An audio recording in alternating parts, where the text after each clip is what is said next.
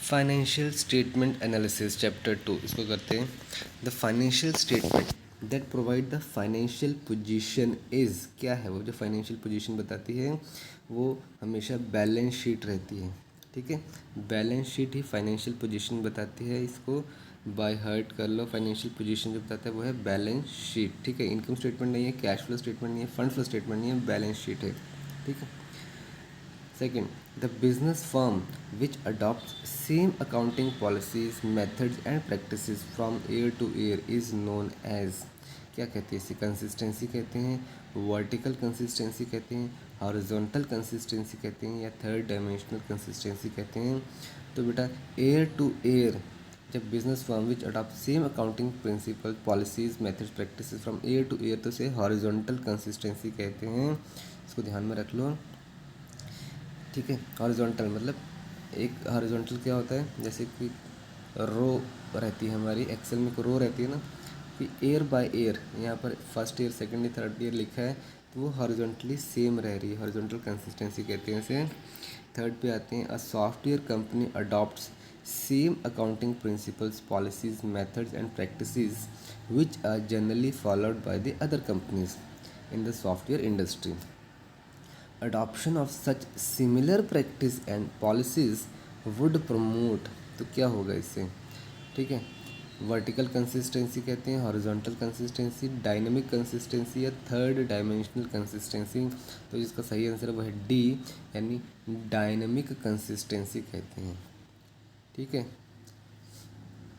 तो अदर से ले रहा है तो थर्ड डायमेंशन में चला गया, वो अपने से बाहर निकल गया, थर्ड डायमेंशन में चला गया। ठीक है, फोर्थ पे आते हैं, one of the major vehicle of corporate financial reporting to shareholder is, तो मेजर जो व्हीकल है कॉरपोरेट फाइनेंसिंग रिपोर्टिंग का शेयर होल्डर के लिए वो क्या है? बैलेंस शीट है, एनुअल रिपोर्ट है, इनकम स्टेटमेंट है या फाइनेंशियल स्टेटमेंट है। तो जो उसका सही आंसर है वो है, जब भी शेयर होल्डर्स को दिखाना आता है तो वहाँ पर एनुअल रिपोर्ट होती है, हमेशा ध्यान रखना, एनुअल रिपोर्ट ही शेयर होल्डर के पास जाती है।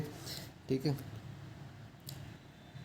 फिफ्थ पे आते हैं, the information about the financial position performance and changes in financial position are given in, financial position performance and changes in the financial position वो किस में देते हैं? क्या बैलेंस शीट में देते हैं, इनकम स्टेटमेंट देते हैं, कैश फ्लो स्टेटमेंट में देते हैं, ऑल ऑफ द अबव?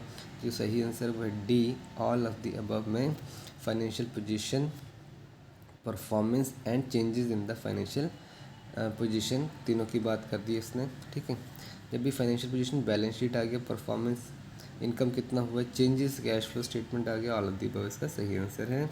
6 पर आते हैं, the revenues are recognized, revenue जो पैसा आया, revenues are recognized when they are earned usually at the date of a transaction with third party under, कैसे?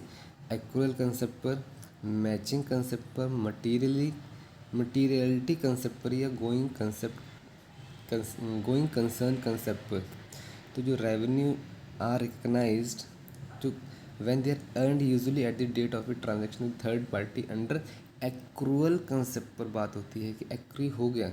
ठीक है, मतलब अब ये काम कर लिया तो एक्री हो गया, मुझे मिलना चाहिए सैलरी, हमारी एक्रूअल कंसेप्ट पे मिलती है। हम महीना भर काम करते हैं, एक्री होती रहती है, at the end of the month में मिलती है। तो यहाँ पर भी रेवेन्यूज़ आर उसको रिकग्नाइज कर लेते हैं कि हमें मिल जाएगा, तो ये बात होती है एक्रूअल कंसेप्ट पर। 7th पर आते हैं, the preparation of statement of retained earnings, preparation करनी है स्टेटमेंट की ऑफ रिटेन्ड अर्निंग, अर्निंग हमने रिटेन कर ली, रिटेन अर्निंग जो है is a common accounting practice of, किसकी ये प्रैक्टिस है रिटेन्ड अर्निंग वाली, ये रख ली हमने, कंपनीज की है, पार्टनरशिप फर्म्स की है, सोल प्रोप्राइटरशिप की है, ऑल ऑफ द अबव। तो इसका सही आंसर है ए, कंपनीज की पॉलिसी रहती है। ठीक है, रिटेन्ड अर्निंग रखते हैं वो। ठीक है, तो कंपनीज की है ये रिटेन्ड अर्निंग। 8 पर आते हैं, the analysis oriented on efficiency of working capital management and profitability of current operation is known as. ठीक है, ध्यान से पढ़ो, the analysis oriented on efficiency of working capital management, working capital क्या होता है? जो इमीडिएटली चाहिए होती है, कैश हो गया, working capital management and profitability of current operation, जो अभी भी करने करंट ऑपरेशन, लॉन्ग टर्म नहीं, करंट अभी करने, इज़ नोन एज, क्या कहते हैं इसको, क्या लिक्विडिटी एनालिसिस कहते हैं, फाइनेंशियल एनालिसिस कहते हैं, शॉर्ट टर्म एनालिसिस कहते हैं, प्रॉफिटेबिलिटी एनालिसिस कहते हैं। तो जब भी वर्किंग कैपिटल और करंट ऑपरेशन की बात आती है तो शॉर्ट टर्म एनालिसिस कहेंगे इसको, क्या कहेंगे, शॉर्ट टर्म एनालिसिस कहेंगे, ध्यान रख लेना इसको। नाइन्थ पर आते हैं, the study of quantitative relationship of one financial item to another based on a financial statement on a particular date is known as. ठीक है, तो दोबारा से देखते हैं, the study of quantitative, quality की बात नहीं हो रही है, क्वांटिटी, ठीक है, 1 to the नंबर में बात हो रही है। The study of quantitative relationship of one financial item to another based on a financial statement, ठीक है, फाइनेंशियल स्टेटमेंट के बेस पर है, ऑन ए पर्टिकुलर डेट, एक पर्टिकुलर डेट की बात कर रहे हैं तो उसको क्या कहते हैं हम, तो इसका सही आंसर वो है financial analysis, quantitative relationship of financial item to another based on financial statement, तो इसे फाइनेंशियल एनालिसिस ही कहेंगे, क्या कहेंगे, फाइनेंशियल एनालिसिस, क्वांटिटेटिव हो रही है और फाइनेंशियल स्टेटमेंट पे बेस्ड है तो फाइनेंशियल एनालिसिस बोलेंगे इसको। समझ में आगे बात, वर्टिकल नहीं है, हॉरिजॉन्टल नहीं है, शॉर्ट टर्म नहीं है, फाइनेंशियल एनालिसिस है, ठीक है।